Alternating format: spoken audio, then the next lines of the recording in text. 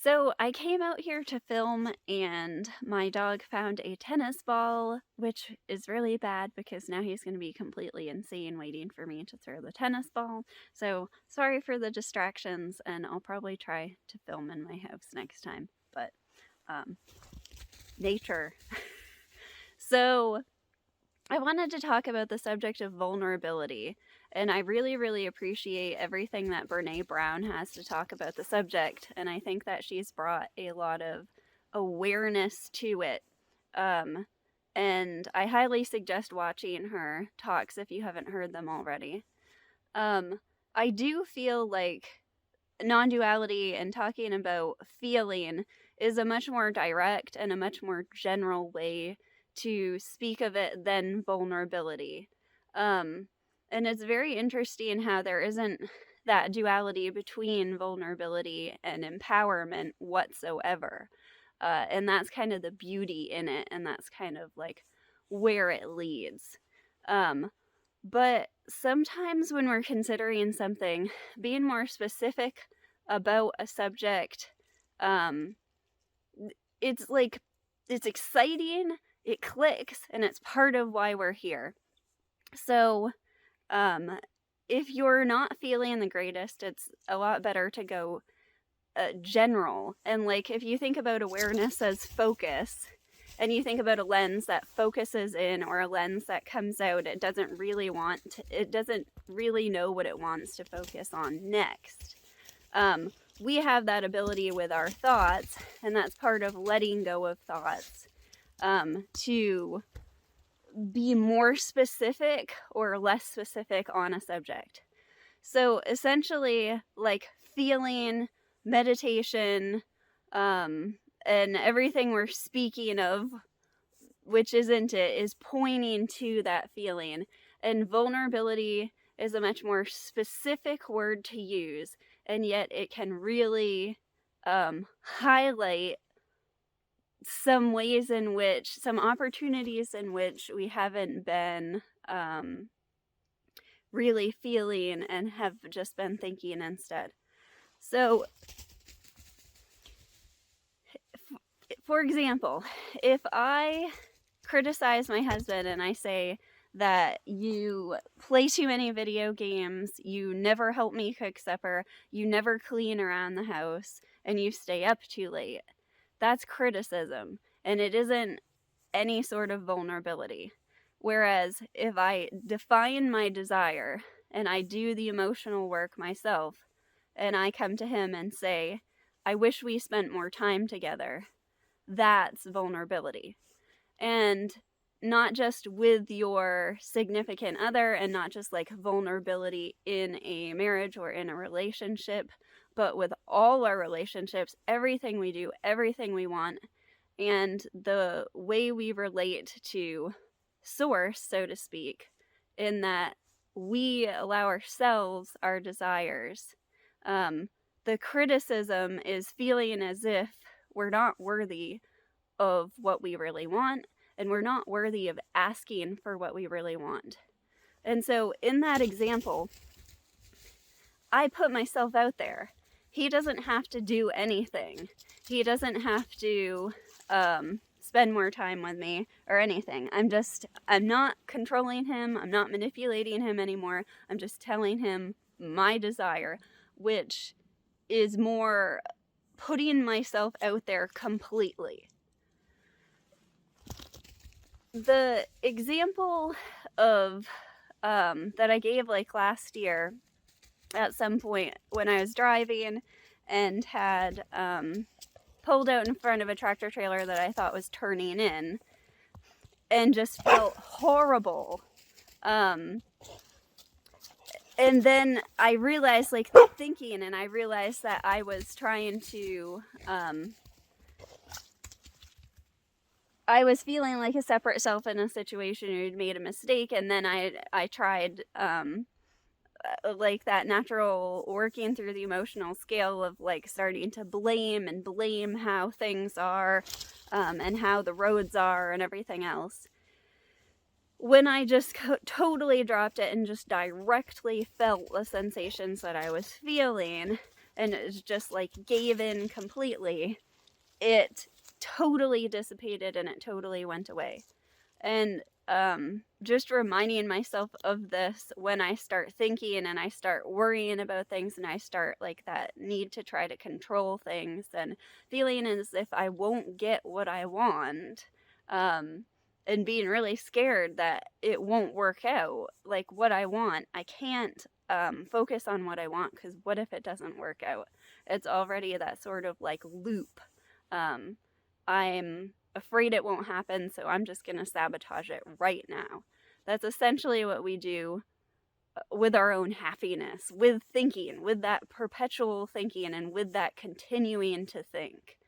And it's in intimate relationships and in marriage, it's so apparent when you start doing this, and it doesn't work and it doesn't feel good whatsoever. So another way to get more specific about vulnerability, like if we kept on getting more and more specific with this, and I just want to mention this because it's so often talked about, it's like something that people are so interested in, is like the difference in between men and women, and the difference when it comes to spiritual matters of men and women. And as we get more and more specific, and as we start to identify into separate selves, I know there's really women and there's really men, it starts to get really messy. And so often I think like what men talk about when they talk about in like the divine feminine, or really like waking up to that aspect of themselves, is the vulnerability and is essentially feeling. And for whatever reason, we have these ideas in our culture that like emotions and feeling is some sort of feminine thing. And it's not whatsoever. And I have no idea like where those kind of ideas came from. So we often kind of like get swept up in expecting ourselves to be a certain way, and then we have like ideas of what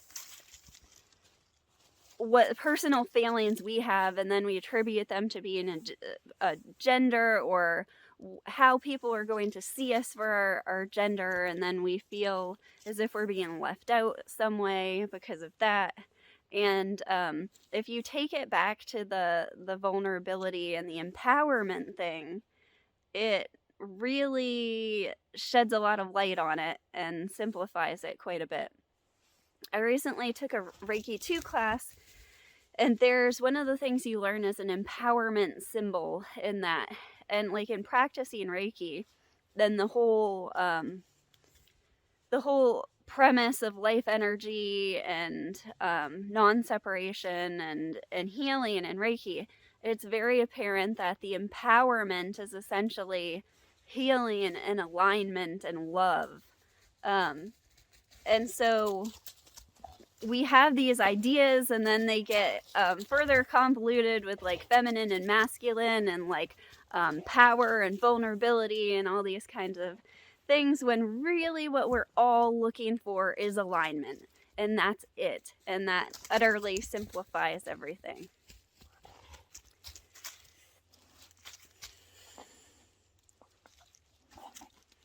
So another aspect that I was just kind of contemplating, and kind of goes with this, is that when we step out of ourselves and we step out of our expectations of what brings us joy, the whole world opens up. So a lot of like this aspect of vulnerability is also just being childlike and sort of admitting that you don't know anything. And just like a great example that I thought of with this is how many years ago it was such a big deal in the North to get a orange in your stocking, because they didn't ship fruits back then, and it was such an exotic and wonderful thing to get an orange for Christmas. And now we have oranges all the time, and kids are given oranges in school, and they're just supposed to eat their oranges and told to eat their oranges. this is the power of fantasy. This is the power of knowing yourself to be the author, and the power of knowing that you are utterly. Awareness is always like a newborn, like a babe in arms, being shown everything newly. And like every single orange you eat can be like the Christmas orange for someone in the late 1800s. And that's what awareness is, utterly open to everything. And that's essentially what vulnerability is, and it's essentially all you will ever be and all you ever are. And alignment with that is the most wanted thing ever. And so, therefore, aligning with your desires and being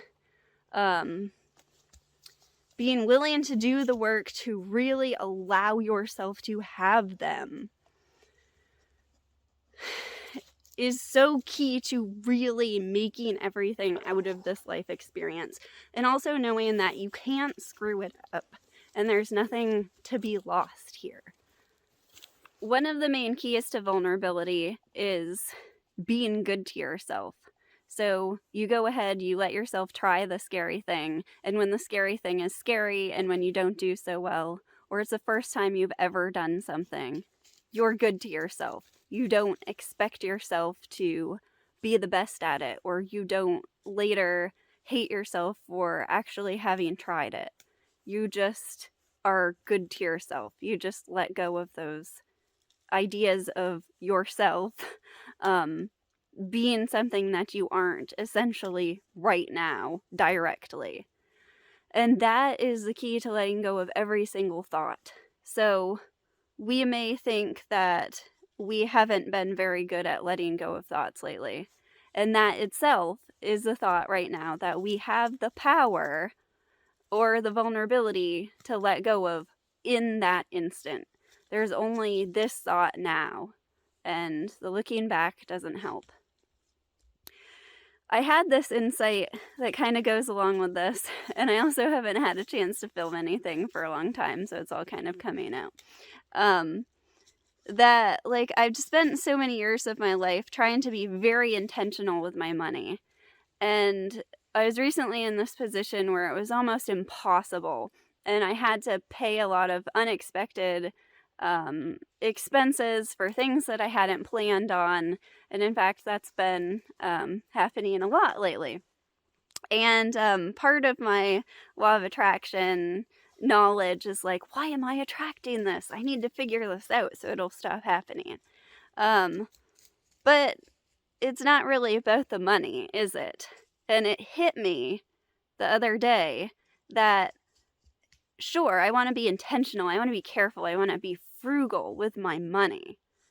But really, it's, I want to be intentional, I want to be careful, I want to be frugal with my thoughts. And really think the thoughts that feel good. And it's all about like coming closer and closer to home. And it feels so, it's so obvious and so childlike that what we are is awareness, what we are isn't a thought of ourselves. And it's always been really crappy to juggle that stuff and try to figure that out and try to be the you want to be. And that's all we ever were. And yet everything in that trying to be what we wanted to be, the key is right there, was always right here, was always right immediate. And it very often feels like not caring. Like, I'm gonna try the thing, I don't care how it turns out. I'm gonna go do the thing, I don't care. If I lose some money, I don't care. And yet that intention, in carrying how you feel, is so utterly powerful and vulnerable at the same time.